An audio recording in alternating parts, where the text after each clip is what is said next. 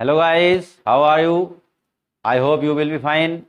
तो देखिए, जैसा बोर्ड पर आप देख रहे हैं, डायरेक्ट एंड इनडायरेक्ट नरेशन, ये हम पहले से ही पढ़ते आ रहे हैं। और आज हम पढ़ेंगे इंटेरोगेटिव सेंटेंसेज, यानी इंटेरोगेटिव सेंटेंसेज की डायरेक्ट से इनडायरेक्ट में कैसे उसको चेंज करेंगे। अब इंटेरोगेटिव दो प्रकार के होते हैं, सिंगल इंटेरोगेटिव और डबल इंटेरोगेटिव।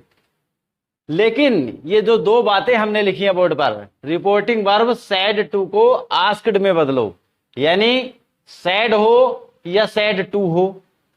जब हमारा वाक्य रिपोर्टेड स्पीच में इंटेरोगेटिव होगा, चाहे वो सिंगल इंटेरोगेटिव हो या डबल इंटेरोगेटिव हो, तो हमें सैड टू को आस्क्ड में ही बदलना है। और जो कंजक्शन दैट लगा रहे थे, जो दैट लगाते थे बीच में, उसको अब नहीं लगाएंगे, क्योंकि जब इंटेरोगेटिव सेंटेंस को इनडायरेक्ट में बदलते हैं तो दैट का प्रयोग नहीं होता है। तो देखिए, एस आई रूल हमने लिखा है, S I rule. S I का मतलब है सिंगल इंटेरोगेटिव। सिंगल इंटेरोगेटिव क्या है? यदि कोई sentence is am are, was were, has have had, do does, किसी भी हेल्पिंग वर्ब से शुरू होता है तो उसको सिंगल इंटेरोगेटिव कहते हैं। तो देखिए, रूल लिखा है, यदि रिपोर्टेड स्पीच का sentence single interrogative, single interrogative का मतलब किसी helping verb is am are, do does, बहुत सारी हेल्पिंग वर्ब है, हैज हैव हैड से शुरू हो, तो कंजक्शन दैट लगने वाले स्थान पर, यानी जहां पर दैट लगाते थे उसके स्थान पर इफ या वेदर लगाना है, और उसके बाद सब्जेक्ट और फिर वर्ब लगानी है। अब देखिए, एग्जाम्पल से समझते हैं और क्लियर हो जाएगा बिल्कुल। एग्जाम्पल समझते हैं, जैसे he said to me, are you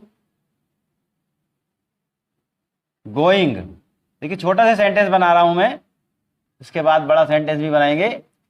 तो ही सेड टू मी, उसने मुझसे कहा, आर यू गोइंग, क्या आप जा रहे हैं? तो देखिए, रूल देखेंगे पहले। यदि रिपोर्टेड स्पीच का सेंटेंस सिंगल इंट्रोगेटिव हो, तो देखिए आर शुरू में आ गया है, तो is am are, was were, has have had, do does, जिनसे भी शुरू होगा वो सिंगल इंट्रोगेटिव होगा। तो हमें दिख रहा है कि ये सिंगल इंट्रोगेटिव का सेंटेंस है, आर यू गोइंग। तो अब इसमें क्या लिखा है? रिपोर्टिंग वर्ब सैड टू को, तो इसमें सैड टू, तो सैड हो या सैड टू हो, उसके स्थान पर क्या लिखना है? आस्क्ड लिखना है। तो हम क्या लिखेंगे यहां पर? ही आस्क्ड मी। अब इसके बाद यहां पर आ जाइए कि कंजक्शन दैट लगने वाले स्थान पर, तो यहां पर दैट लगाते थे जब वाक्य हमारा अफर्मेटिव होता था या निगेटिव होता था।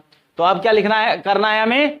इफ या वेदर लगाना है। तो देखिए, इफ या वेदर की भी कुछ कंडीशन है, वो मैं बताऊंगा, लेकिन फिलहाल आप समझिए कि यहां पर हम इफ लगा देते हैं। ठीक, इफ या वेदर लगाओ, तथा फिर सब्जेक्ट। सब्जेक्ट कौन सा? ये वाला, यानी जो रिपोर्टेड स्पीच में सब्जेक्ट होगा। तो हम यहां पे इसको यू को लिखेंगे, लेकिन ऐसा नहीं है। क्यों? क्योंकि यू हमारा सेकंड पर्सन है, और सेकंड पर्सन ऑब्जेक्ट के अनुसार बदलता है, ये मैंने पहले भी पढ़ाया है। तो सेकंड पर्सन ऑब्जेक्ट के अनुसार बदलता है, और ऑब्जेक्ट क्या है? मी। तो मी, लेकिन यहां ये स्थान कौन सा है? नॉमिनेटिव केस, यानी सब्जेक्ट वाला है। तो सब्जेक्ट वाला, तो मी का सब्जेक्ट क्या बनेगा? आई। और आर यू गोइंग कौन सा टेंस है? प्रेजेंट कंटिन्यूअस, और प्रेजेंट कंटिन्यूअस को किसमें बदलते हैं? पास्ट कंटिन्यूअस में। तो हमने रूल में लिखा है कि पहले क्या लिखना है? सब्जेक्ट, सब्जेक्ट लिख दिया, और फिर वर्ब लगाओ। अब वर्ब कौन सी? ये हेल्पिंग वर्ब है, ये मेन वर्ब है, तो हम लगा देंगे वर्ब, लेकिन यहां पे आर नहीं लगेगा, टेंस बदलेगा। टेंस कौन सा है? प्रेजेंट कंटिन्यूअस, और प्रेजेंट कंटिन्यूअस को बदलते हैं पास्ट कंटिन्यूअस में। तो आई के साथ आ जाएगा वाज, तो हो जाएगा आई वाज गोइंग, और ये जो क्वेश्चन मार्क है वो हट जाएगा, अब फुल स्टॉप लग जाएगा। तो देखिए, ऐसा क्यों है ये बता देता हूं मैं। He said to me, are you going, उसने मुझसे कहा, यानी उसने मुझसे कहा, क्या तुम जा रहे हो? तो तुम कौन का मतलब?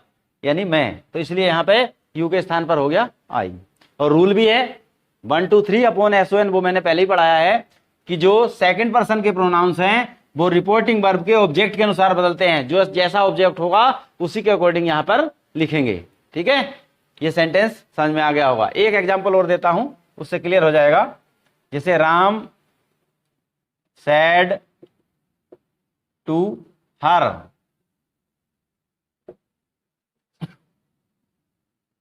डू यू लाइक मी।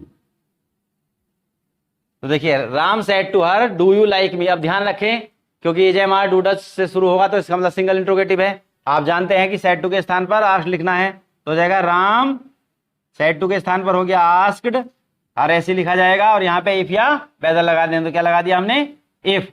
उसके बाद क्या है, सब्जेक्ट। सब्जेक्ट यू है, यू कौन सा पर्सन है, सेकंड पर्सन। सेकंड पर्सन बदलता है ऑब्जेक्ट के अनुसार, ऑब्जेक्ट क्या है, हर। और क्योंकि ये नॉमिनेटिव केस की जगह यानी सब्जेक्ट वाली जगह है, तो सब्जेक्ट वाली जगह पर हर का सब्जेक्ट वाला रूप यानी नॉमिनेटिव केस रखेंगे, तो हर का सब्जेक्ट क्या बनता है, शी। तो क्या हो गया, शी। अब ये टेंस कौन सा है, डू यू लाइक मी, ये है प्रेजेंट इंडेफिनिट। और प्रेजेंट इंडेफिनिट को बदलते हैं पास्ट इंडेफिनिट में, और पास्ट इंडेफिनिट में आती है वर्ब की सेकंड फॉर्म। कुछ सोच रहे होंगे कि ये डू का डिड क्यों नहीं किया। डिड इसलिए नहीं किया क्योंकि ये सेंटेंस अफर्मेटिव बन रहा है, और अफर्मेटिव जब सेंटेंस बनता है तो उसमें वर्ब की सेकंड फॉर्म आती है। पास्ट इंडेफिनिट बन रहा है ना, प्रेजेंट इंडेफिनिट को पास्ट इंडेफिनिट बदल रहे हैं, और पास्ट इंडेफिनिट में वर्ब की सेकंड फॉर्म आती है जब वो अफर्मेटिव बनता है।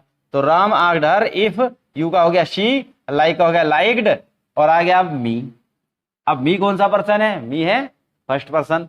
और फर्स्ट पर्सन किसके अनुसार बदलता है, रिपोर्टिंग वर्ब के सब्जेक्ट के। सब्जेक्ट कौन है, राम।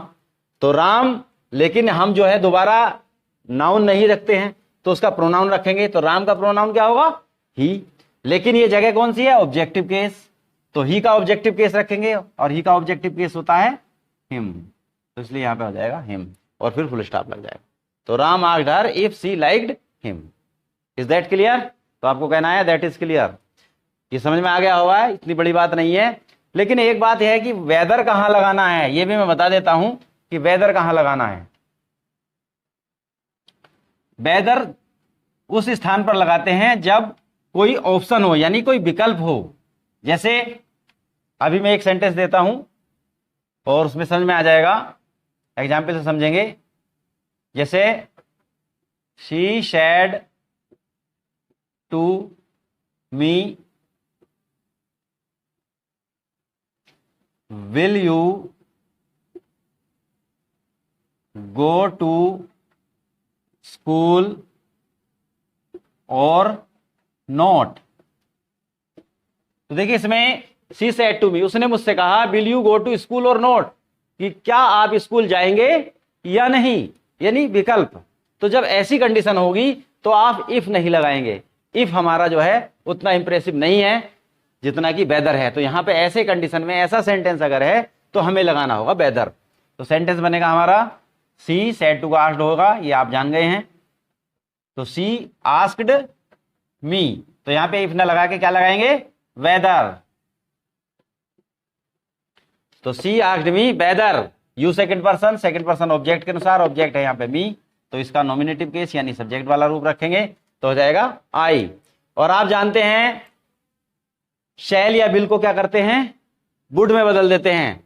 तो यहाँ पे आप वुड में बदल देंगे या शुड में बदल देंगे, कोई प्रॉब्लम नहीं है। तो वुड में भी कोई दिक्कत नहीं है यहाँ पे। तो देखिए she asked me whether I would, यानी यू का हो गया आई और बिल का हो गया वुड। अब आगे क्या बचा, गो टू स्कूल और नॉट।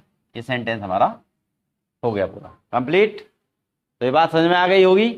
अगर कोई दिक्कत है तो आप कमेंट बॉक्स में देंगे, हम तुरंत उसको सॉल्व करेंगे। अब देखिए ये रहा हमारा सिंगल इंट्रोगेटिव। अब हम पढ़ेंगे डबल इंटरोगेटिव। डबल इंट्रोगेटिव का मतलब क्या होता है कि जब सेंटेंस किसी क्वेश्चन वर्ड से शुरू होता है, why what where how which, किसी भी क्वेश्चन वर्ड से शुरू होता है तो उसको हम डबल इंट्रोगेटिव कहते हैं। तो देखिए रूल लिखा हुआ है, आप बोर्ड पर देख रहे हैं। यदि रिपोर्टेड स्पीच का सेंटेंस DI, DI मतलब डबल इंटरोगेटिव, किसी question word why what where ET से शुरू हो तो इफ या वेदर मत लगाओ, यानी डबल इंट्रोगेटिव वाले में इफ या वेदर नहीं लगेगा, बल्कि उस क्वेश्चन वर्ड को लगाकर, यानी जो भी क्वेश्चन वर्ड होगा उसको लिखा जाएगा, उसके बाद सब्जेक्ट लगाओ और फिर वर्ब लगाओ। अब देखिए सेंटेंस से समझते हैं, एग्जाम्पल के द्वारा क्लियर हो जाएगा। जैसे Ram said to her why are you laughing.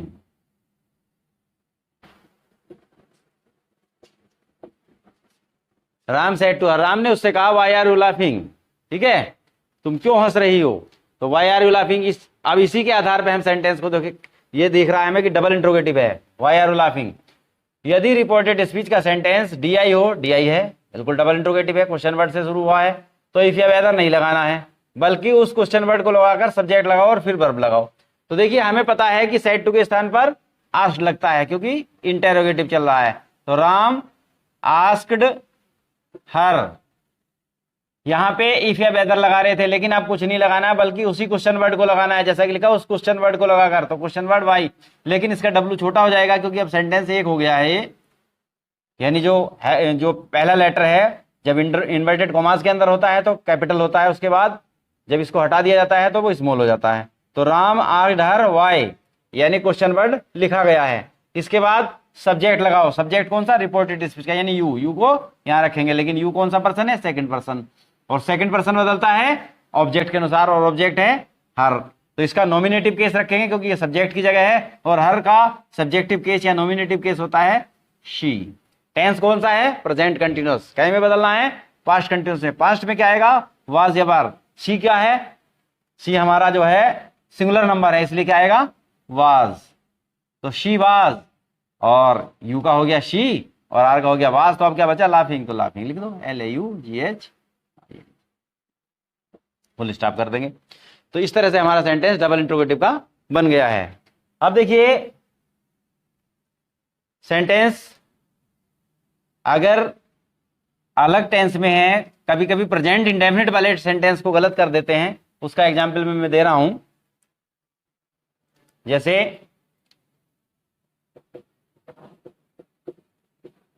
He said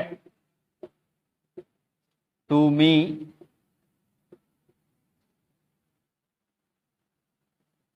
where do you live. He said to me, उसने मुझसे कहा वेयर डू यू लिव, आप कहां रहते हैं, तो प्रेजेंट इंडेफिनिट का है, सेड टू के स्थान पर क्या हो जाएगा, आस्क्ड, तो ही आस्क्ड मी, वेयर का वेयर लिख देंगे क्योंकि हमने रूल में लिखा है कि उस क्वेश्चन वर्ड को ऐसे लिख देंगे, और उसके बाद हमारा आएगा सब्जेक्ट, सब्जेक्ट क्या है, यू कौन सा पर्सन है, सेकंड पर्सन, सेकंड पर्सन किससे बदलता है, ऑब्जेक्ट से। आपके ऑब्जेक्ट क्या है इस सेंटेंस में, मी है, तो मी का सब्जेक्ट वाला रूप रखेंगे और वो होता है आई। और टेंस कौन सा है, प्रेजेंट इंडेफिनिट, प्रेजेंट इंडेफिनिट को उसमें बदलते हैं पास्ट इंडेफिनिट में, और पास्ट इंडेफिनिट में जब अफर्मेटिव सेंटेंस बनता है तो वर्ब की सेकंड फॉर्म आती है, यानी डू को उड़ा दिया जाएगा, यानी इसके बाद आएगा लिव, और लिव की रखेंगे सेकंड फॉर्म हो जाएगा लिव्ड। तो he asked me where I lived, ठीक है। तो ये बात अच्छी तरह समझ में आ गई होगी। अगर कोई भी प्रॉब्लम है किसी सेंटेंस में भी तो आप कमेंट बॉक्स में दे सकते हैं और हम उसको सोल्व करेंगे, आपकी जो भी प्रॉब्लम होगी, जो भी डाउट होगा उसको क्लियर करेंगे। Thanks for watching this.